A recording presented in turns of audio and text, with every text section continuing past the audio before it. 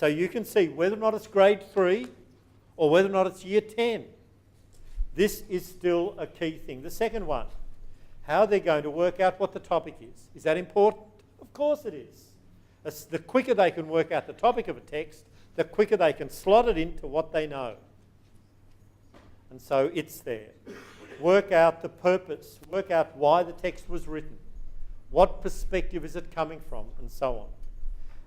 Reading the text aloud and silently. I've left out reading silently there. Sorry, you might want to write that in. I've left out reading silently. But you'll see, also mentioned on the continuum, the children being able to work out the meanings of words, sentence meanings, questions, and then as we move into the secondary, in fact this starts to come in towards the end of primary, paragraph comprehending, discourse comprehension, and reviewing and consolidating. And what you've got in on the continuum are exactly the actions we're saying to teach to the kids. The inclusion of these actions in Novell's English actually makes the English continuum different from any English continuum that I found when I was planning this. When I was doing the, putting together the Novell's continuum, I asked the people in the department, do you want something that's the same or something different? And of course they said, something different. And one thing I didn't find in any curricula that I could access on the internet, I didn't find on any of them was mention of the actions the students need to use to get the outcomes. Now, you guys know I've worked with kids who have learning difficulties for 20 years, 30 years.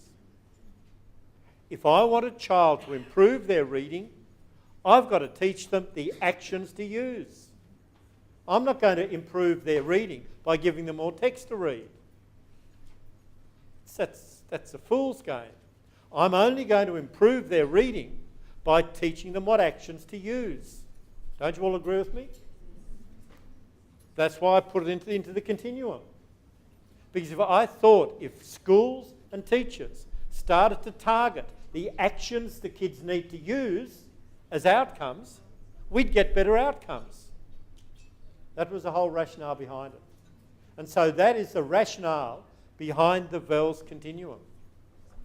That's what it was there for. Now, people disagree with what's there, and that's fine. I mean, we'd all disagree. I'd like to have another go at rewriting it.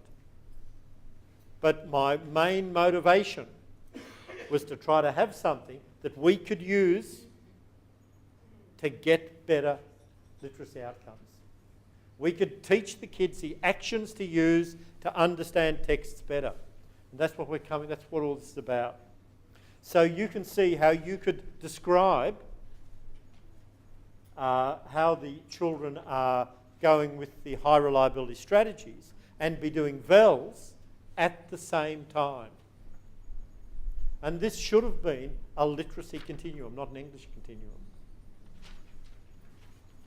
That's how it started. It started off as a literacy continuum. Anyway, and just before we do leave the continuum, there were 2 or 3 other aspects of literacy that I did include on that. And if you look at the last 4 boxes, being able to infer the author's purpose. Why was the text written? What was the author wanting to convey? Getting into those critical literacy type aspects. And also being able to identify the strategies that you used. See, I wanted teachers and schools to be aware that if students couldn't say what actions worked for them, they wouldn't be learning them as well. And the last one, and we were talking about it, Laura, I think you were talking about it over morning tea. It was someone else as well. The affective stuff. Who was I talking with the affective stuff? Laura, you, and someone else. Well, someone else was talking to me. And we were talking about the affective. The affective, I wanted to have in the in the development, the importance of building the students' attitudes to reading and to writing, and to themselves as readers and writers, and how it can work for them. I wanted people to be really targeting those things. Because I thought that if teachers were aware that some of the students weren't interested in reading, and then took steps to try and change that, the kids might be more interested in 6 months' time. And if you're more interested, you'll want to do it more. So that's where all of this comes from. Now, I would hope that all of the schools in Northern Region would be using this as a way of describing how the children are moving in literacy. Lena, this is okay. But I mean, it's going to drive it's going to help the implementation. Does anyone want to raise any questions about this? I know I'm totally preaching about it, but it does all fit together. It's not a question, it's a comment that many of us are using data tools and different forms of assessment that don't align with this, and we're being made to be dependent on those sets of data, and I named things like progress tests and some of those on-demand tests which don't necessarily correlate or in some aspects conflict with some of the targets on the continuum as it's presented here. So we're caught in a bit of a dilemma here. Could we keep that? Because I know one of the other people are going to raise questions about that. James? I just had a question earlier about the fact that we're doing Patrick Griffin data collection, and at our school we've found that it hasn't been very helpful in targeting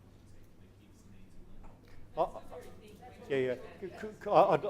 I'd like to keep that until about another 15 or 20 minutes, because I want to look at how I'm going to recommend you use NAPLAN.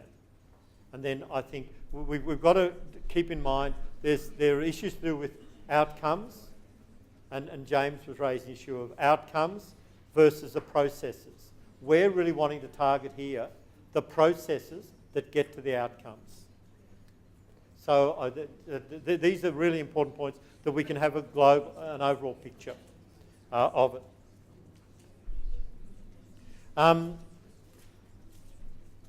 Are there any other points about being able? Is there any? Would people feel comfortable about taking their part of the continuum and actually using it to describe student behaviours? I was hoping that by having the very few words down the left-hand side,